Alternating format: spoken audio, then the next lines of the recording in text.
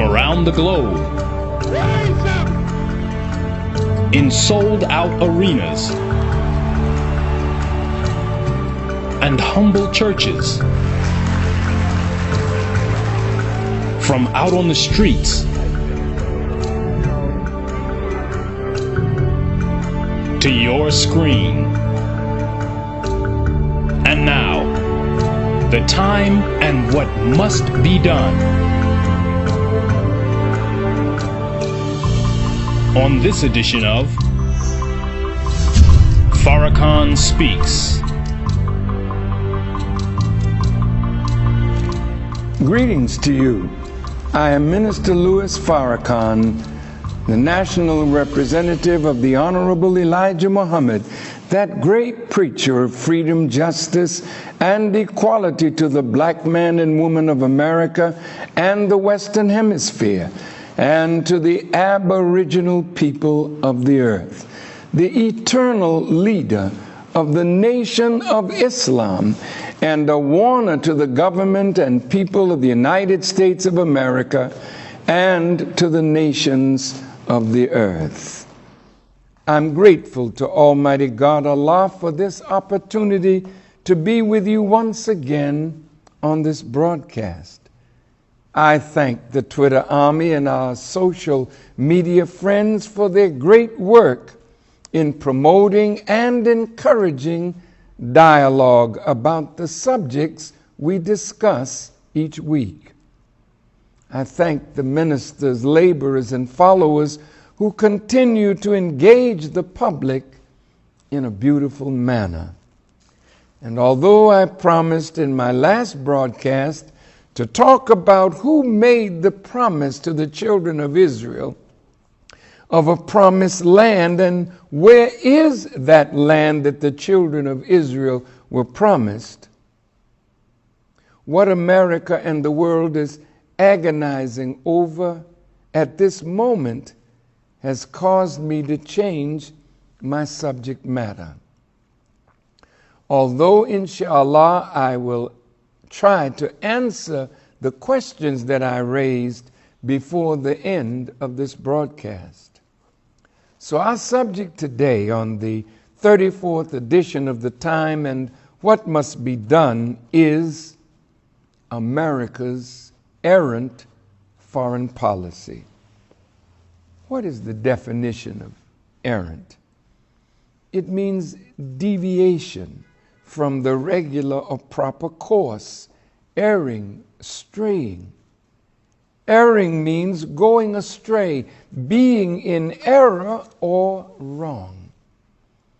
In previous broadcasts of The Time and What Must Be Done, in particular, Part 13 and 14, we shared and recounted America's misadventures and interventions in the affairs of other nations, seeking to murder or overthrow the leaders of those countries and replace them with leaders who were willing to do America's bidding. The United States Secretary of State, John Kerry, on this past Monday, August the 26th, held a press briefing in which he announced the Obama administration's conclusion and determination that the Syrian government used chemical weapons on innocent people. Based on America's history of false flag operations, great doubt exists as to the truth of whether the Syrian government is in fact responsible for the use of chemical weapons, or is America responsible through the use of her proxies? What would Syria have to gain by using chemical weapons to cause America to intervene militarily in her country as she is experiencing this terrible civil war? I think it is America and Europe that are tired of the Civil War going on so long without definitive results in the favor of the West and Israel. So it is today as it was with America's client state, Iraq, and Saddam Hussein in his war against Ayatollah or Imam Khomeini and Iran. America did not want Iran to be the victor in that war. America said a victory for Iran was totally unacceptable. So America turned a blind eye to Saddam Hussein's use of chemical weapons that America supplied him, not only killing soldiers, but innocent people for the benefit of others. America never raised a cry then about the use of these heinous weapons, because a victory for Iraq would be in the West's favor by destroying Iran, and a victory for Bashar al-Assad against all that America is doing against him would not be in America's favor or in the favor of Israel. So military intervention by America and a coalition of the willing to accomplish your objectives would be in your favor. And now that England has backed out and some of the coalition are not so willing, is it ego that's driving you to go it alone? Is it that you will be embarrassed if Assad stays in power? I wonder. An article from Russian TV news entitled "Selective Obscenity, U.S. Checkered Record on Chemical Weapons" reports on the history of America's record on the use of chemical weapons. In part, it reads, from 1962 to 1971, the U.S. military sprayed an estimated 20 million gallons of defoliants and herbicides over Vietnam, Laos, and Cambodia in a bid to deprive the Viet Cong of food and the natural cover of the jungles. The Vietnamese government estimates that 400,000 people were killed or maimed, and 500,000 children born with birth defects as a result of the so-called rainbow herbicides. A similar legacy was left by the deployment of white phosphorus and depleted uranium following the U.S. invasion of Iraq in 2003. In August the 25th, a 2013 Global Research article by David Swanson, Mr. Swanson interestingly entitles his writing "Lying About Syria and the Lying Liars Who Lie About Lying." Listen to what he had to say. U.S. prepares for possible retaliatory strike against Syria in a Los Angeles Times headline. In the article by Mr. Swanson, it reads, quote, "Threatening to attack Syria and moving ships into position to do it are significant, illegal, and immoral actions." So states the writer of the article. The president can claim not to have decided to push the button, but he can't pretend that all the preparations to do so just happen like the weather. According to the UN Charter, it reads, quote, "All members shall refrain in their international relations from the threat or use of force against the territorial integrity or political independence of any state or in any other manner inconsistent with the purposes of the United Nations. The UN Charter, like the American Constitution, is gradually being ripped to shreds so that there is no more international law and order, just the law and order of the powerful against the weak, both in the world and now in the United States of America. This article provides 10 reasons why America should not attack Syria. You can find the article available to you on our website, www.noi.org, at the time and what must be done. Mr. Swanson sums up his 10 points in this way. He writes, but guess what? The evidence suggests strongly that the latest chemical weapons claims are as phony as all the previous ones.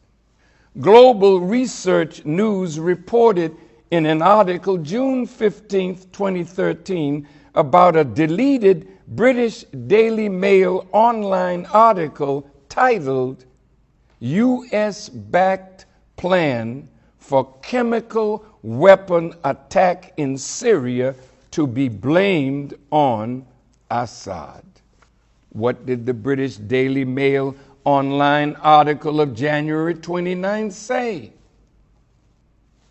Leaked emails, according to the Daily Mail, have allegedly proved that the White House gave the green light to chemical weapons attack in Syria that could be blamed on the Assad regime and in turn spur international military action in the devastated country. A report released on Monday, January 28, 2013, contains an email exchange between two senior officials at British-based contractor Britam Defense, where a scheme approved by Washington is outlined explaining that Qatar would fund rebel forces in Syria to use chemical weapons. Now, Barack Obama made it clear to Syrian President Bashar al-Assad in December of 2012 that the U.S. would not tolerate Syria using chemical weapons against its own people. Let me read this email that we have gotten from that newspaper. It's from David Goulding, and it's to Philip Doughty. It reads, Phil, we've got a new offer. It's about Syria again. Qataris propose an attractive deal and swear that the idea is approved by Washington. We'll have to deliver a CW, chemical weapon, to Homs, a Soviet-origin G-shell from Libya similar to those that Assad should have. They want us to deploy our Ukrainian personnel that should speak Russian and make a video record. Frankly, I don't think it's a good idea, but the sums proposed are enormous. Your opinion? Kind regards, David. The British Daily Mail online article continues, the United States State Department had not returned a request for comment on the alleged emails to mail online today at the time of publication. As I heard this on the news, it occurred to me when the first report came of the use of chemical weapons that the rebels and the West were losing the war to take Bashar al-Assad out of power and to destroy his regime. So the introduction of chemical weapons would force President Obama to do what he threatened Assad that he would do if such weapons were used. But there was such an outcry.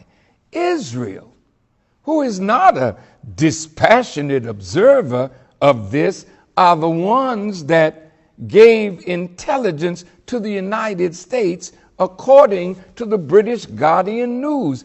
Israel told America that it was Assad's regime that was doing this, but the evidence was so overwhelming that it was in fact a lie.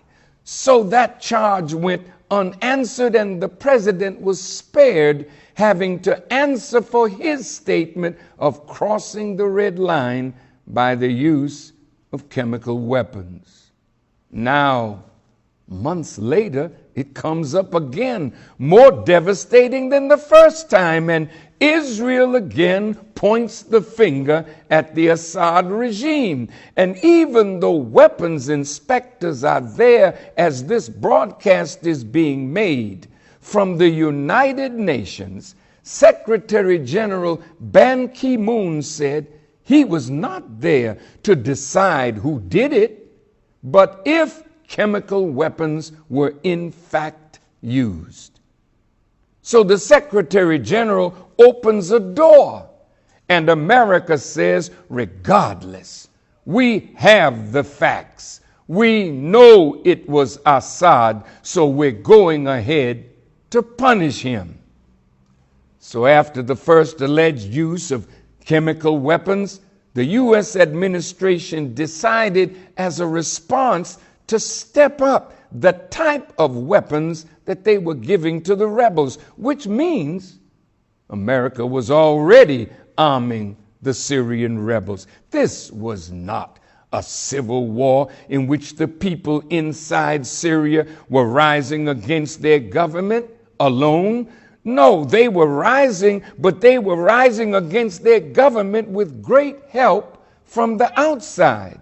So now we learn that fighters from all over the Middle East are now in Syria, armed by America through her proxies in Qatar and the United Emirates and other states. Here you will see a map of Syria. I want you to look here. You see red pyramids that represent gas fields and green pyramids that represent oil fields. And there is a line going from Iraq all the way to the Mediterranean Sea. Now, according to an article from Reader's Supported News by Mr. Carl Gibson on June 18, 2013, we gleaned from his article that the Kirkuk-Banias pipeline, also known as Iraq-Turkey crude oil pipeline, was first brought online in 1952. It runs 600 miles from Kirkuk in northern Iraq to the Syrian town of Banias on the Mediterranean Sea between Turkey and Lebanon. It was Iraq's largest crude oil export line until U.S. forces inadvertently destroyed it in 2003. Since then, they have tried to repair it, but it has not been able to operate at full capacity. Until America controls that area and opens up that pipeline, the major oil companies are not able to get full value out of all the blood and the money they spent to invade Iraq. Syria has at least 2.5 billion barrels of oil in its fields, making it the next largest Middle Eastern oil producer after Iraq. And new gas fields have recently been found, making it all the more desirable to the Western powers. So it is more than Assad being a cruel leader and a dictator that caused America to want him out. In my broadcast on The Lie and the Liar, parts 25 and 26 of The Time and What Must Be Done, these lies and half-truths spread by the Zionist-controlled media are purposely spread to infect the minds of the people and the peoples of the world, that we should think along the lines of the mischief makers and the bloodshedders in furtherance of their wicked objectives. The government of America and its leadership is taking America and the world on a very dangerous course. And I would not be a good student of my teacher, the Honorable Elijah Muhammad, as a warner from Allah God, and not raise my voice in harmony with his to warn President Obama and this administration, as well as the Congress of the United States, of the danger of the course that America is embarking on. As we pointed out in a former broadcast, according to General Wesley Clark, he said that 10 years before 9/11, Paul Wolfowitz, the neoconservative architect of Bush's war on Iraq, told General Clark of their plans to clean out the Middle East and take over those Muslim regimes. Just days after 9/11, General Wesley Clark said he was shown a Pentagon memo that describes how the neoconservatives in and out of government planned to take out 7 countries in 5 years, starting with Iraq, and then Syria, Lebanon, Libya, Somalia, Sudan, and lastly, Iran. 5 years and 7 countries. This was being planned to ensure that the control of the riches of that area would always be available to America and her allies. It has been revealed by journalist and historian F. William Engdahl that the ultimate goal of the United States is to take the resources of Africa and the Middle East under military control in order to block economic growth in China and Russia, thus taking the whole of Eurasia under control. Blocking another country's ability for economic growth is an act of war.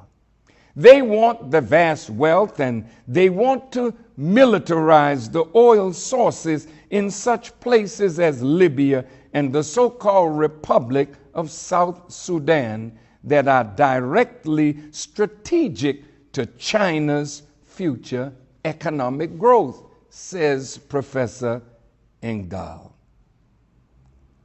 This is all about controlling Eurasia, something Zbigniew Brzezinski talked about back in 1997 in his famous book, The Grand Chessboard, American Primacy and its Geostrategic Imperatives.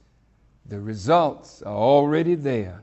In Egypt and Tunisia, the democracy has already produced a weak economy, while Libya, the country with the highest living standards in all of Africa before the NATO bombings, today is in ruins. He goes on in his article, the AFRICOM, the Pentagon's Africa Command, is coordinating the scene.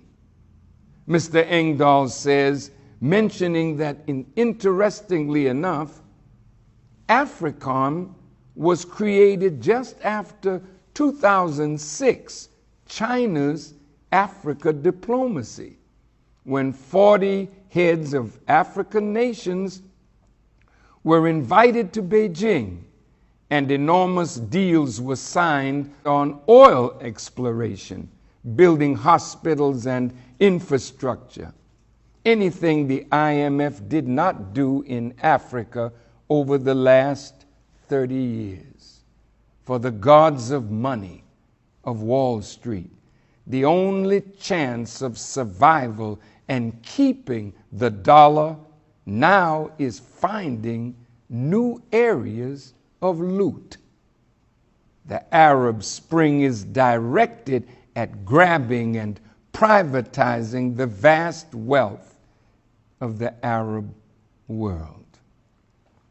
Engdahl warns that the United States is building more and more bases around the world, like 17 new, mostly Air Force bases in Afghanistan, to be ready for the new war with China and probably Russia. The so-called Arab Spring didn't start in the Muslim world, but from plans in the United States of America to take over the Middle East and its natural resources for the Western world. But this Arab Spring is not going the way they originally intended, and it's creating more hatred of America and her foreign policies. America, even though you plan well, there's another planner over and above your plans that is the best of planners, and your plans under his plan is causing you to fulfill the scripture that says you will lay a trap and get caught in it, and you will dig a ditch for others, but you will fall in it yourself. This shows that America doesn't really care about democracy. If that democracy brings into power people that she does not want, that will not be amenable to her foreign policy objectives and her national interest. As a result of such planning based on warmongering, the CIA, the NSA, and the government of the United States of America would engage covertly in creating and exploiting differences that naturally exist in all nations, and put money behind these differences that would one day explode into possible civil war, fratricidal conflict, death and destruction, based on the lies of the mischief making of this mischief maker and universal bloodshedder. Every time there has been a so-called democratic election in the Muslim world that brought so-called Islamists into political power, America worked to destroy that democratically elected government, which shows America's not interested in a democratically elected government that produces a government that she's not in control of and cannot have free access to the natural resources of that nation. For instance, Hugo Chavez is not a Muslim. He was socialist in orientation, a man coming from the masses of the people of Venezuela. His ideas were not in harmony with America's foreign policy objectives for Venezuela as well as Central and South America. His influence with the oil money that he had as the 8th largest exporter of oil in the world, with the largest oil reserves on the planet, would give him the power to influence the political and social dynamic and direction of Central and South America. So in the eyes of America, he had to be overthrown, although he was democratically elected.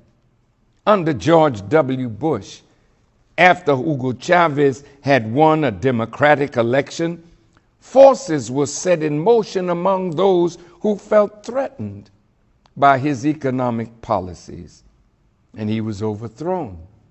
Condoleezza Rice, our then Secretary of State, applauded his overthrow, but within days he was put back into power by the rising of the mass poor of Venezuela. America's foreign policy objectives were the same in Algeria, Tunisia, in Iraq, in Afghanistan, in Pakistan.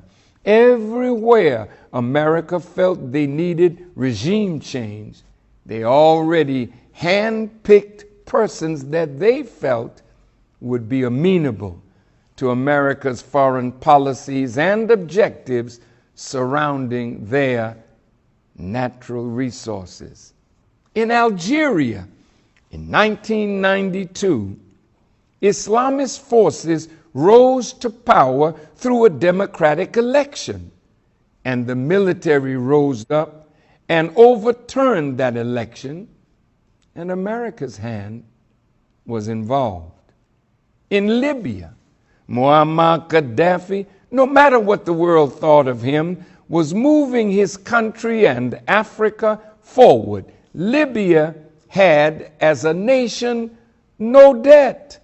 How could this leader, with a philosophy that was not liked by the Western powers, guide a nation to be absolutely debt-free, yet building the economy of that nation, and at the same time helping Africa to come up out of the ashes of colonialism and neocolonialism?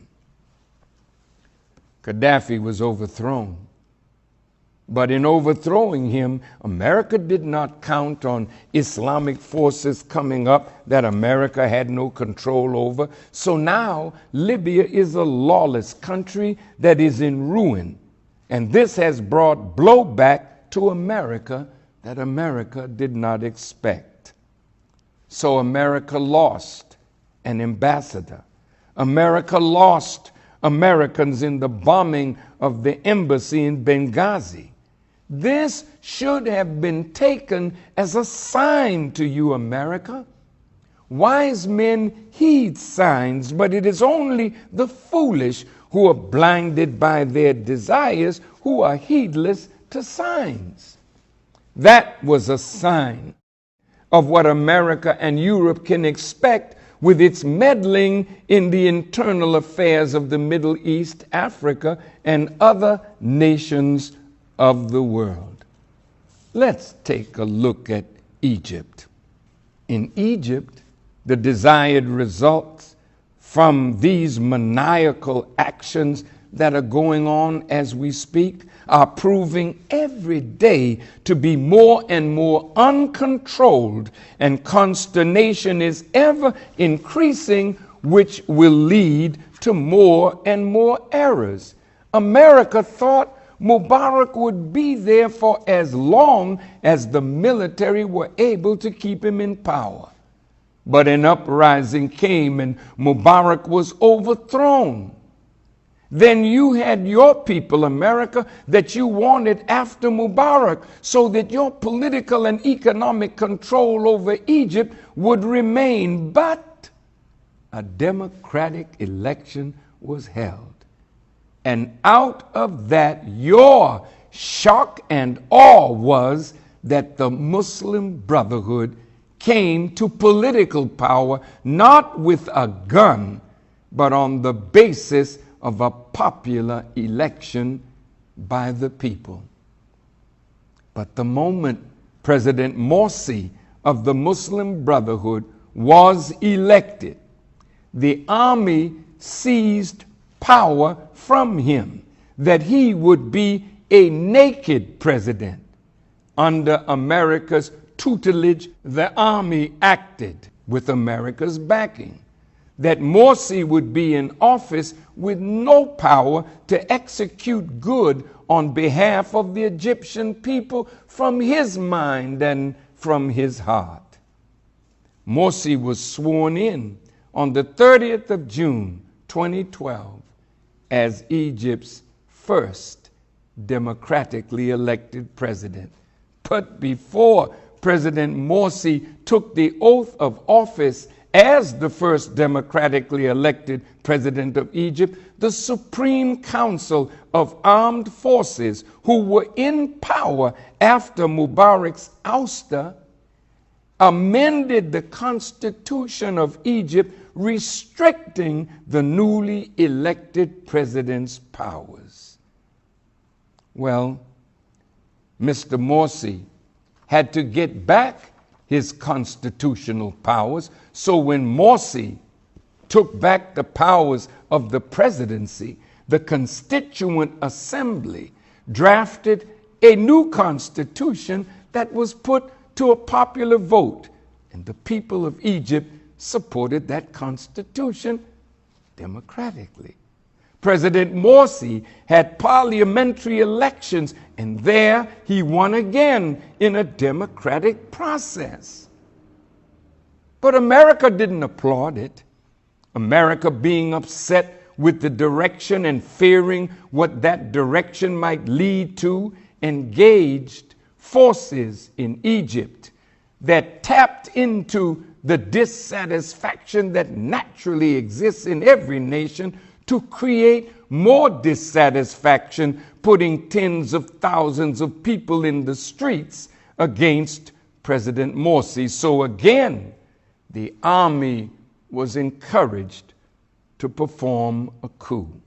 America now is trying to tip through the tulips by not calling it a coup, while Senator John McCain went over to Egypt and inadvertently said it was a coup. Well, if it was a coup, then you're going to have to skip around your law that says you should not give aid to those who are involved in a coup. So look at how you stretch the English language to not call it a coup, even though that's exactly what it was. And it was a coup of America's and the Western world's and Israel's making. So now it's a very confused scene in Egypt. Members of the Muslim Brotherhood are not lying down because they were robbed of their democratically attained position of power with America's help and with Europe's help. And they know it. So the hatred of America is building in Egypt, and they see the hand of Israel over all of it. In Turkey, when Necmettin Erbakan became prime minister, being an Islamist, he was moving Turkey more toward the Islamic world than toward NATO and Europe. He was democratically elected by the people, of Turkey, but militarily overthrown. Recep Tayyip Erdogan, the current prime minister of Turkey, was a member of Erbakan's party and one of his supporters. So Egypt now, and its condition, is threatening to embroil the whole Arab and Muslim world. And the ousted former President Mubarak has been freed at a time when there is so much confusion in Egypt. Mohammed al-Baradei, who served as director of the International Atomic Energy Agency. A good man, but your man. But he was not your man to the degree that he would remain as vice president and see the people who were democratically elected being slaughtered by the military with American weapons. So he resigned, and the confusion continues to mount. In the meantime, you want Bashar al-Assad out. What did he do to you? Nothing. What did he do? He was a friend of Russia, but not necessarily yours. He would work with you, America, if you respected the sovereignty of his country. So you wanted Assad gone.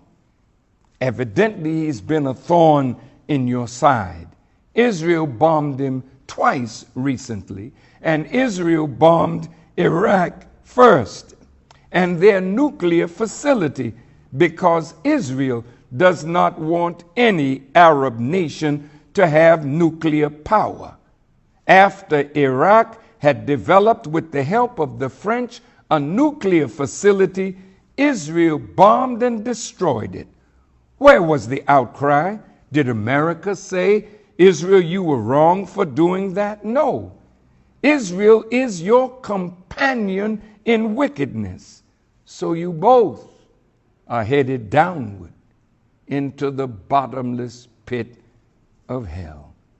You expected Assad to be gone, but he's still there. You said he should step down, but he didn't step down, and the rebellion became a civil war from an uprising. And you influenced Qatar, you influenced Saudi Arabia, you influenced the Arab Emirates, you influenced others to send fighters into Syria to get him out of power, but evidently they all are failing. That's a Syrian problem that should have been handled by the Syrian people, but you intervened, America, the mischief maker, the bloodshedder, the liar. So now, America, you back your proxies with weapons that you sold to the Middle Eastern countries. Well, I ask, is it in Syria's interest to push America into war with Syria? I don't think so. So may I respectfully say, Mr. President, your advisors don't seem to be your friends. Who advised you to say that the NSA was not spying on the common American citizen, and in less than a month it has been revealed that they were in fact doing the very thing that you said to the American people that they were not doing? Who advised you to say that there was no such thing as UFOs, and then a few weeks later, it was admitted by the CIA that Area 51 in Roswell, Nevada is in fact a reality? What are they doing to you, Mr. President? In a few broadcasts from now, we'll deal with Roswell and Area 51, if it is the will of Allah. Mr. President, they're destroying you little by little, so that you become involved in the spider web of their lies and treachery, so that when in 2 years from now your presidency is over, what can you do with the remainder of your life after they have destroyed your potential for good? So now, since the president is not acting as his advisors and the neoconservatives want him to act, they inspired the rebels to use some form of gas. And immediately the propaganda machine of the Zionist controlled media goes into action to feed the American people the same kind of propaganda that led to America's involvement in Iraq and in Afghanistan. So the media is quick to say, Assad is killing his own people. You show these horrific pictures of dead men, women, and children, no doubt gasped. But who is at the root of it? Oh, you warmongers, let me hasten to tell you that you're getting yourself into a war that you would wish that you had never gotten into. You that love war, you will be forced to eat from the plate that you have delighted in serving to others. Well, here we are again, just as in Iraq, just as in Afghanistan, just as in Libya. The liars and their lies are now spreading to justify what America's policy has already been developed to do to Assad and Syria. So you want to tip the balance by using the very weapon that you say Assad is using. You inspire others to use it to justify pulling Obama and America into war. Did you think that you would do this and Russia would be quiet? She's already warned that if you do this, there would be catastrophic results if you bomb Syria. But you are blinded. You think you are more powerful than you are. So if you allow these liars, deceivers, and warmongers who lied to get America into war in Iraq to lie to you, Mr. President, again to get involved in Syria, when this explodes beyond anything that you have imagined, who will you blame for that? I know that you only want to do a limited bombing to punish Assad. That's what you say. That's what you think. But what will be the result after you do it? You'll be sending Tomahawk and Patriot missiles. But what will be the result after that? Yes. Well, this is how the West throughout history has done. You draw up borders throughout the Aboriginal world, and brothers end up fighting brothers over the question of who owns the land. The same in Syria, the same in Iraq, but the very division that you are inspiring for others is coming home to roost right here in America. What about Iran and the exposed plots of Israel killing Iranian scientists? According to the memorandum revealed by General Clark, you clearly have Iran in your sights as you continue to charge Iran with developing nuclear weapons despite the findings of the IAEA to the contrary. Just as you continue to lie about me, claiming that I am a hater and an anti-Semite, to turn the ear of the people of America and the world from hearing the truth of your wickedness, as you tumble the entire earth into the most devastating war in the history of the world, what contrivance will you bring to the people about me? I am a warner to you, and I am pleading with President Obama, please, don't let them misguide you with their false information that they feed you to make you a pawn of their wicked ideas for domination of that part of the world. America is divided over this. The military leaders are divided over this, and the Congress is divided over how this situation should be handled. America, you're in trouble, and you can't see it because your heart is being hardened and your eyes are being blinded from the wicked desire that is already in your heart.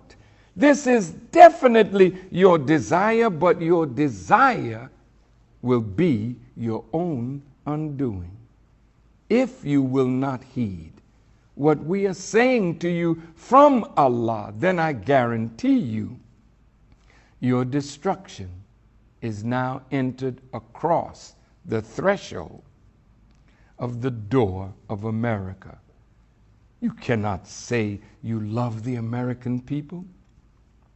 You cannot stand up and say to the American people who love this country and the patriotic members of the armed forces of America that would give their lives to defend democracy and freedom. You cannot stand up and say that this war that you are entering into is for democracy when you've destroyed democracy whenever an election elected somebody that would be against your errant foreign policy objectives and your national interests. You can't say you love the armed forces, the soldiers and sailors of America. Go and look at them with their limbs blown off. Look at the deformed babies from being irradiated from the weapons of war that you have dropped in areas where you have our soldiers trying to serve. Go and look at your soldiers who are coming home to you and cannot fit back into American society, committing suicide at an alarming rate, their wives and their children not being able to recognize them anymore from the horror of their wars. Did you tell the American people why Major Dr. Nidal Malik Hassan, a doctor of psychiatry, killed 14 Americans at Fort Hood?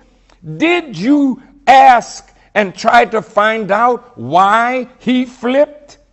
He now wants to die, but what was he listening to from our returning soldiers? Was he listening to how they raped Muslim women and killed women and children? Pictures which our government has but refuses to release to the American people so that they may see what war does to the minds of soldiers who are trained to kill. Was Major Dr. Nidal Hassan trying to give them some kind of rationale that would give them mental stability and balance, and couldn't take hearing any more of their confessions of what they did, and decided to kill those who were being sent to kill Muslims? Oh, the scriptures have already recorded that in the hearts of the leaders is a disease, and Allah increased the disease because they lie, and he leaves them alone in their inordinacy, blindly wandering on. In the Holy Quran, chapter 6, the 110th verse, and we turn their hearts and their sights, even as they did not believe in it the first time, and we leave them in their inordinacy, blindly wandering on. In the 7th chapter, the 186th verse, whomsoever Allah leaves in error, there's no guide for him, and he leaves them alone in their inordinacy, blindly wandering on. I live in this country. This is my country.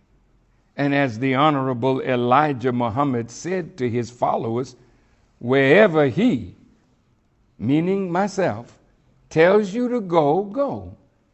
And wherever he tells you to stay from, stay from. That's not just advice for his followers. That's advice for you, Mr. President. I'm asking you to stay away from that war that you are treading heavily into. But I believe you're already determined to do it. So the consequences of your rejection is blindness, and you are wandering on, failing to come under the orders of Allah's divine guidance and instruction. Let's look in the Bible for a moment. In the 3rd chapter of Joel, the 2nd verse, it reads, I will also gather all nations and will bring them down into the valley of Jehoshaphat, and will plead with them there for my people and for my heritage Israel, whom they have scattered among the nations and parted my land. Then in the 9th verse of that same chapter, Joel says, Proclaim ye this among the Gentiles. Prepare war. Wake up the mighty men. Let all the men of war draw near. Let them come up. Beat your plowshares into swords and your pruning hooks into spears. And let the weak say, I am strong. Well, America, you're out ahead of everybody, planning wars and manufacturing new and more deadly weapons, while the people of America continue to increase in suffering from unemployment, from poverty and want, and from a falling dollar, while at the same time you're increasing military spending. Look at your projected future, America. Look at this chart that shows that 57% of the proposed discretionary spending for your budget of 2014 is for the military, while only 6% is earmarked for education and only 1% is earmarked for food and agriculture. Is that why here in Chicago and all over the country schools are closing and only the military or jail is the hope for our youth? A warning to our world of Islam. I know my time has come to an end, but I am extending the time a few more minutes that I might finish this timely subject. A warning to our world of Islam.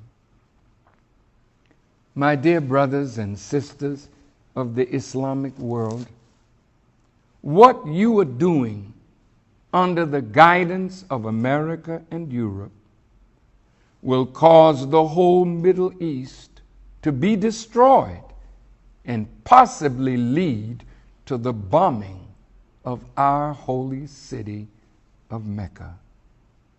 Whether you know it or not, the rightful place for the righteous will be bathed in blood as a purifying agent for the Mahdi and the Messiah to bring the real people of God back to their proper and rightful place in Mecca, in Medina, and the whole Muslim world.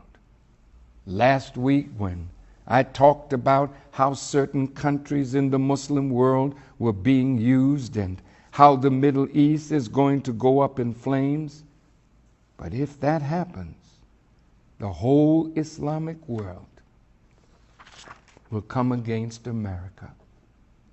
Let me say that whole area of Palestine and Egypt and Syria, the parts that the Jewish people call Greater Israel or Eretz Israel, that does not belong to you.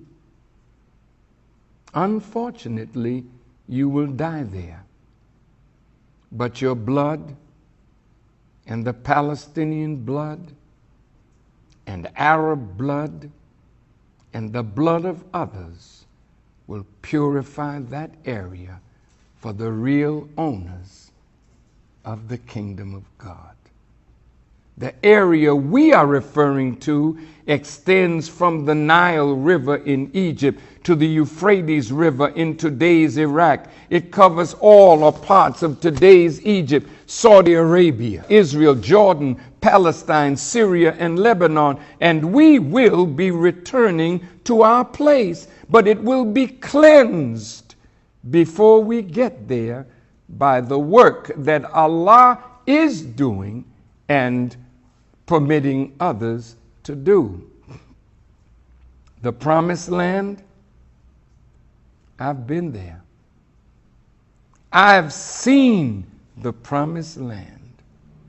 And by Allah's grace, I will get there with you.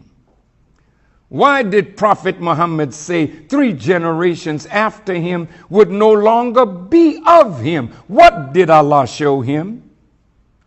Why did Prophet Muhammad say that he heard the footsteps of Bilal going into paradise before his own? What did Allah show him? Are you really deserving to be masters over the sacred house? Did you think that if you rebelled against Allah, that you were going to stay there forever?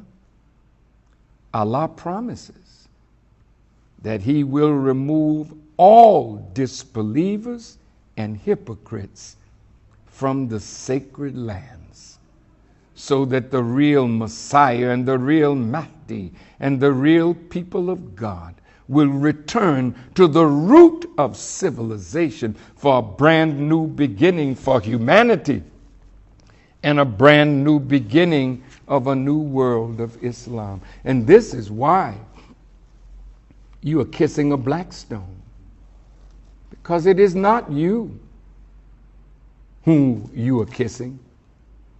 The real owners of that land will one day be coming home. And Allah says He will take the kingdom from whom He pleases, and He will give it to whom He pleases. This is the promise of Allah. In the second surah, verse 212, it reads, "The life of this world is made to seem fair to those who disbelieve, and they mock those who believe. And those who keep their duty will be above them on the day of resurrection, and Allah gives to whom He pleases without measure. And that day of resurrection is now." I read a hadith. I don't know if it's a true hadith. I know it's not considered a hadith Qudsi, but it struck me while I was in Arabia when I read it. It said, quote, "One day a Negro will come at the head of 10,000, and he will destroy the Kaaba." I asked myself, why would anyone destroy this most ancient of houses of worship for the one true God? And the deeper I thought, I said it could be because that ancient house is a sign of something greater than itself. And when the sign has been fulfilled, then the sign need not be anymore. I read another hadith of the Prophet Muhammad, and it said to his followers, even if the person coming, his skin is like soot and his hair like dried raisins, if he comes with the wisdom of God, verifying what is with you, then you should follow him. Well, judgment starts first in the house of God.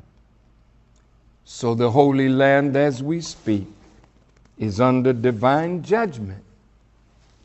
And so, Nation of Islam, are we.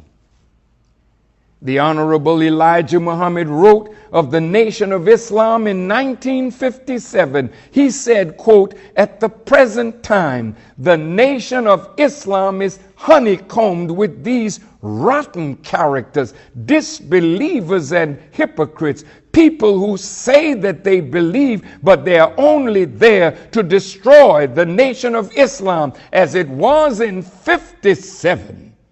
It is in 2013. But the Honorable Elijah Muhammad said then to his followers, be patient, for Allah promised that He will weed out His own kingdom in His own good time.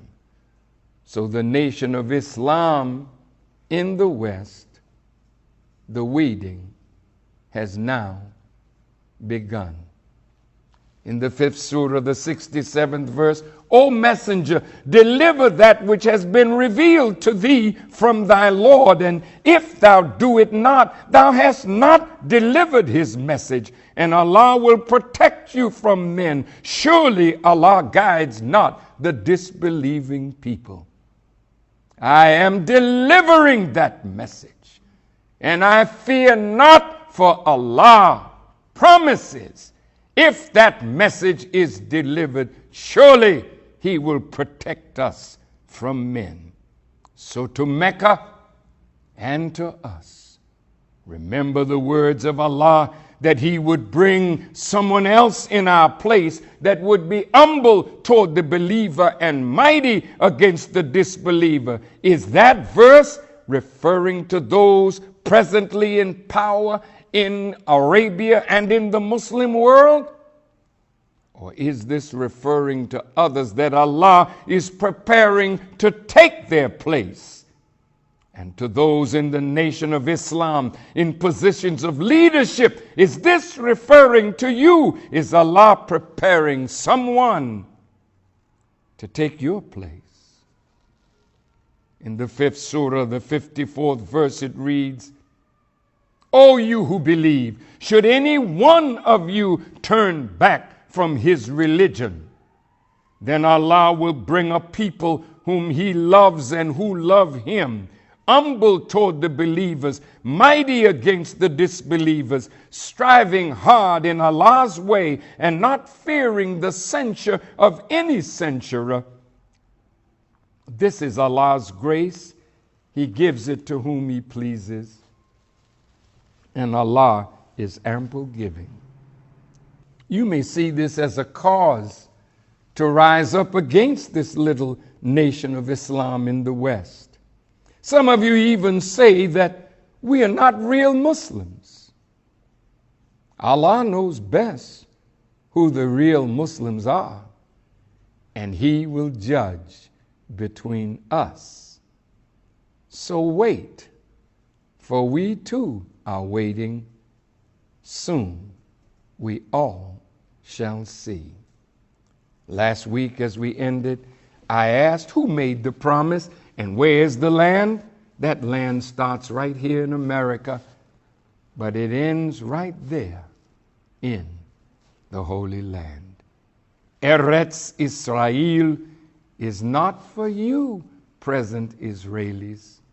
It is for us, the true children of Israel. So Allah is going to use your blood to purify that area of the world for the Messiah to come back and bring back with him the people of God's choice. For the Holy Land, Mecca in particular, will be the headquarters of the Mahdi and the Messiah. In our lessons, the best part is in Arabia at the holy city of Mecca, and the best part is for the best nation.